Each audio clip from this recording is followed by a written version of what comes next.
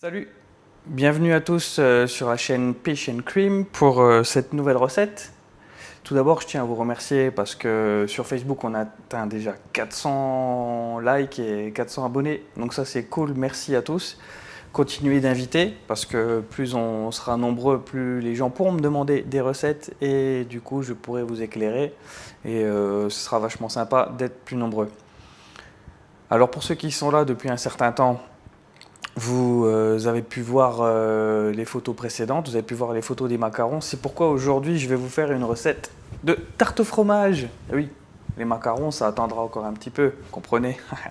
Tout le monde a envie de savoir faire les macarons, ce sera l'objet d'une future recette. Aujourd'hui, tarte au fromage blanc. Ici, dans la région, en Lorraine, c'est ultra connu. Tous nos grands-mères, chacun a une recette différente de tarte au fromage. Je vais vous montrer la mienne juste après ça.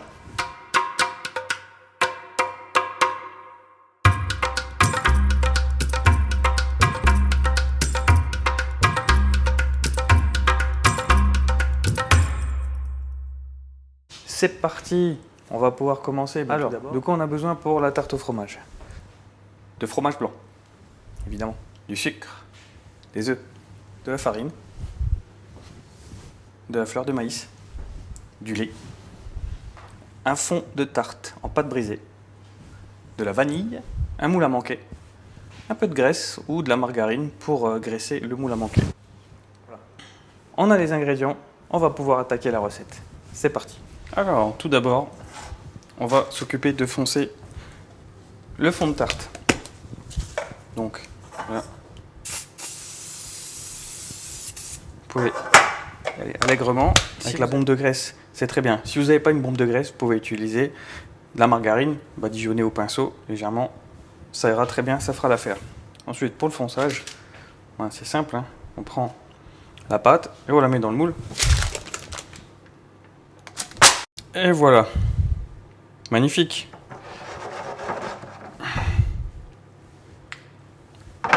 Pour la tarte, c'est bon. On va passer à la suite.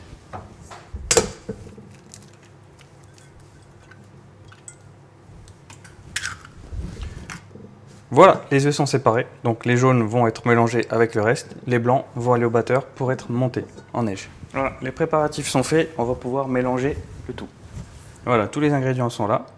On va tout mélanger ensemble. D'abord, ce qui est sec, plus les œufs, et ensuite on va diluer avec le lait au fur et à mesure pour avoir la texture souhaitée. Donc c'est parti.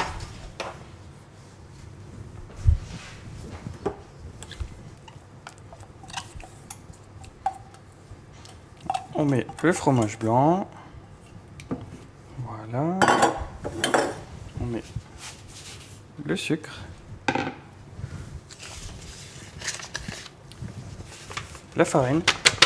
Alors pour peser la farine, hein, j'ai pris une feuille de papier, vous pouvez largement prendre une attestation de sortie que vous ne pouvez plus utiliser, ça fera l'affaire.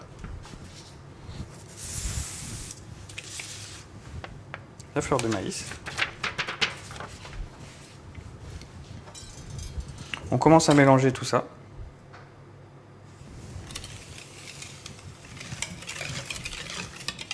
Voilà. J'ai mis un peu de lait.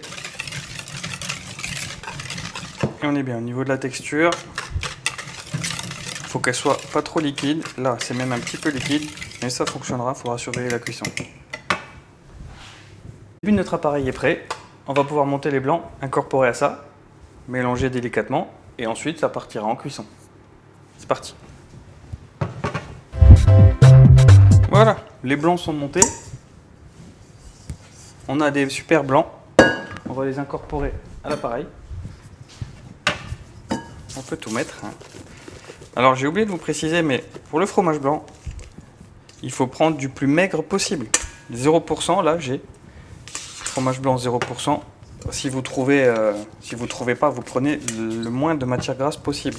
Il y en a autour de 3%, mais après au-dessus, c'est ce qui va faire que vous aurez la couche de gras qui va retomber et qui ne va pas rester très aérée. Donc fromage blanc 0%. Voilà. Je mélange délicatement.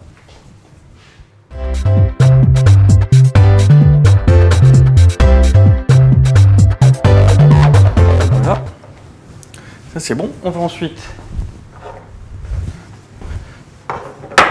mettre dans le moule.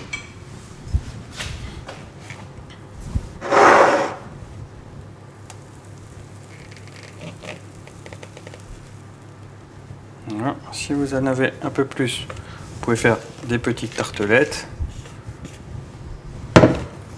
Il faut remplir le moule à 2-3 mm du bord parce que ça va gonfler. Et il ne faut surtout pas d'appareil à tarte au fromage sur le bord. Il doit rester sec, sinon ça va faire coller. La croûte va accrocher le bord et il ne va pas permettre la montée comme un champignon à la cuisson et elle risque de déchirer. Donc c'est parti, voilà. Hop, on met ça au four bien chaud.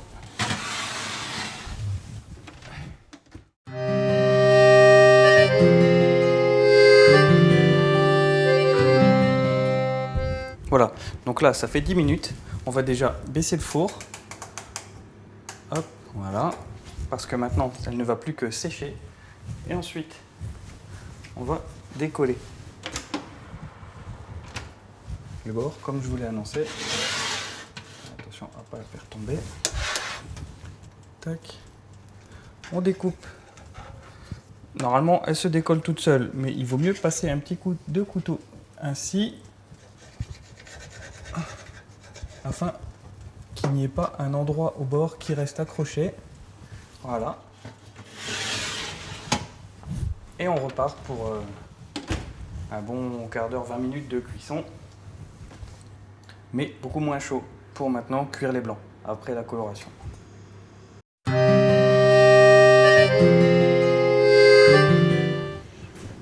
Eh bien, nous y voilà.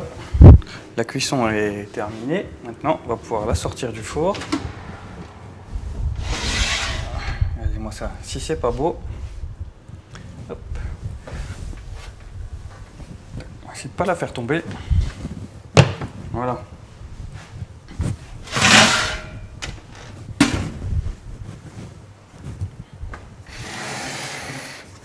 Voilà notre belle tarte au fromage qui est assez cuite. Vous tapotez un peu au milieu. Si vous sentez une petite vague à l'intérieur, c'est que c'est encore liquide, c'est pas cuit.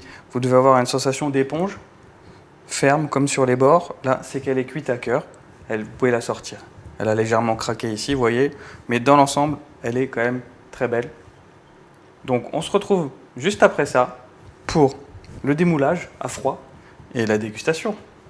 A tout de suite. Voilà, donc là elle a refroidi, elle est redescendue un petit peu, on va pouvoir la démouler. Donc l'astuce, si vous avez une petite grille, une voilette pour retourner, pour faire égoutter les savarins ou les petites choses, voilà, c'est comme une toile d'araignée en fer. C'est l'idéal. Là j'en ai pas sur moi, mais avec la main ça ira. L'idéal c'est de mouiller un peu la main pour pas coller à la tarte au fromage. Alors c'est parti, tac, la main est mouillée. Hop. Et voilà, c'est aussi simple que ça. Elle est démoulée, elle a refroidi, donc elle est parfaite pour être démoulée. On va pouvoir la découper pour voir à quel point elle a une jolie mousse.